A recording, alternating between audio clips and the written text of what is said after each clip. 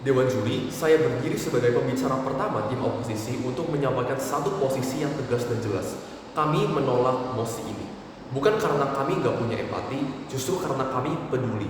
Karena kami tahu bahwa yang baik saja nggak cukup kalau cara yang dipakai malah bikin masalah makin rumit. Selanjutnya, izinkan kami menyampaikan framing awal dari tim kami. Niat baik bukan berarti arahnya benar. Tim pemerintah datang hari ini dengan satu niat mulia, bahwa kejahatan seperti narkoba, prostitusi, dan perjudian itu disebut sebagai victimless crime. Karena katanya gak nyakitin siapa-siapa atau setidaknya dilakukan atas dasar suka sama suka. Dan karena itu, katanya hukum kita sekarang terlalu kejam. Katanya sistem hukum harus lebih manusiawi. Tapi yang luput mereka pikirkan adalah ini. Gak semua yang kelihatannya gak menyakiti orang lain benar-benar tanpa korban. Dan gak semua yang suka sama suka berarti gak berbahaya. Kita gak bisa cuma mikirin niatnya. Kita harus lihat apa yang bakal terjadi kalau mosi ini beneran diloloskan. Selanjutnya izinkan kami menyampaikan prinsip dasar bahwa fungsi hukum itu bukan cuma ngasih hukuman. Tim pemerintah seolah-olah menganggap hukum itu hanya alat buat mengurung orang.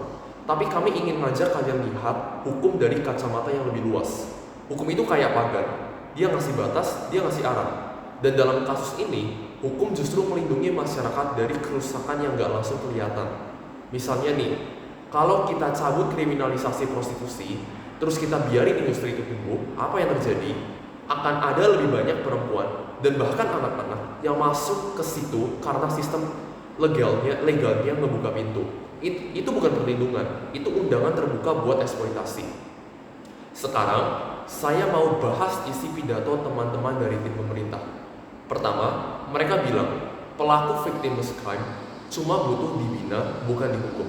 Tapi gini, gimana caranya kita bisa ngebina seseorang kalau status hukumnya aja udah dilepas? Kalau kita bilang narkoba itu bukan kriminal, maka orang yang pakai narkoba nggak bisa lagi di pasar rehab. Kalau nggak bisa dipaksa, gimana cara kita bantu?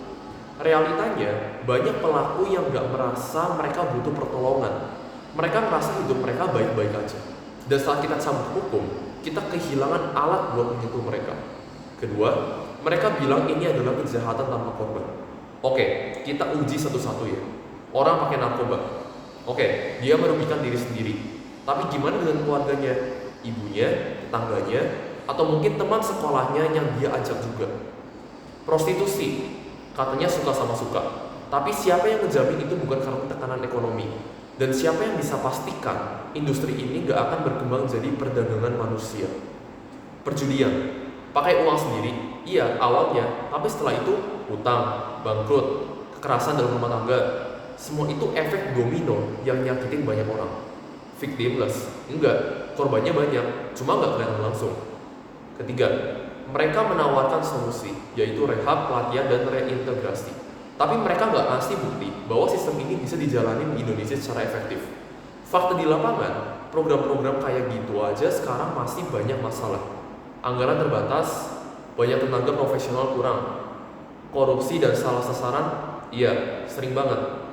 Jadi maaf, kalau sistem saat ini aja belum kuat, kami nggak berani ambil resiko dengan nyambut kontrol hukum duluan. Selanjutnya, kami akan menyampaikan argumen utama dari tim oposisi, yaitu kalau dihapus, negara kehilangan kendali. Kalau mosi ini diloloskan, maka 1. Polisi nggak bisa lagi nyentuh pengguna narkoba. 2. Satpol PP nggak bisa nindak wilayah prostitusi. 3. Negara nggak bisa mengontrol siapa aja yang masuk dan keluar dari industri judi, narkoba, dan seks. Dan saat itu terjadi, negara kehilangan alat untuk melindungi masyarakat. Jadi yang dilindungi siapa? Bukan masyarakat, tapi pelaku yang terus-menerus dibiarkan. Argumen kedua, kriminalisasi itu bukan kejam, itu pintu intervensi. Kami di sini bukan ingin penjara penuh, bukan itu. Tapi kriminalisasi adalah cara negara masuk untuk bantu. Dengan status pidana, kita bisa 1. Arahkan ke rehabilitasi, 2. Pantau perilaku jangka panjang, 3. Bina agar agak jatuh lagi ke lubang yang sama. Kalau status pidananya dicabut, nggak ada alasan untuk intervensi. Negara jadi buta dan pelaku dibiarkan terjun bebas.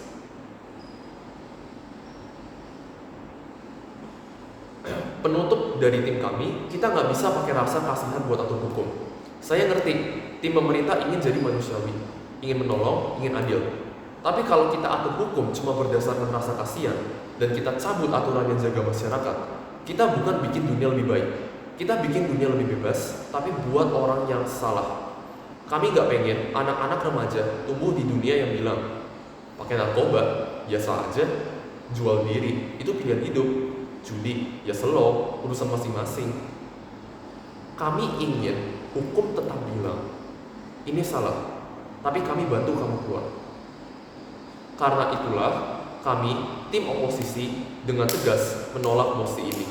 Terima kasih.